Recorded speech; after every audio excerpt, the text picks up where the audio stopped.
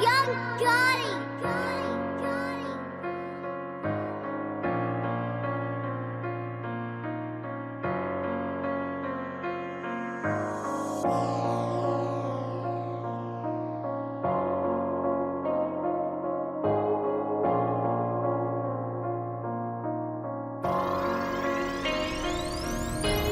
Joku end, what will see no end. Ko gosam ko jijam. What a hal kada bona. Joku do end, alka joka baldemun. Joku do end, an joku end, joku end, ko gosam ko jijam. What a hal kada bona. Bismillah banda. Golle alla yoni waju wonnata be hakkunde yimɓe en sernde jiiduɓe sahalan ko rewi allah kongol ne jogi efe hakkunde yimɓe kada haala haal hen ko waɗi gonga haal an ko woni gonga sahalan ko rewi allah mbimi uddu hunuko ma ngurdam mum dañatune jokkuɗo endam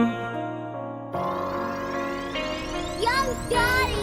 jokku endam what will see no endam ko gosam ko jijam wata hal kada bona jokkuɗo endam alka jokka balde mum jokkuɗo endam an jokku endam jokku endam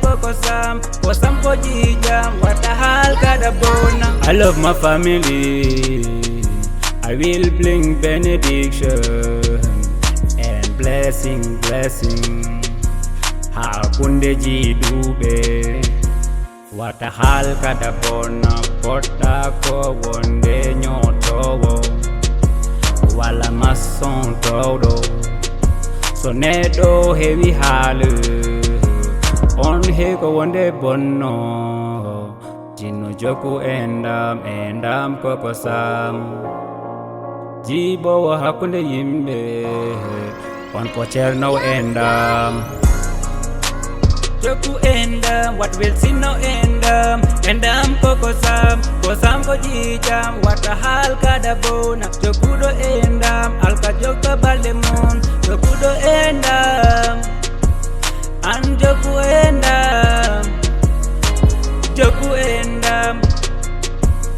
endam ko gosam ko jijam wata hal kada bona.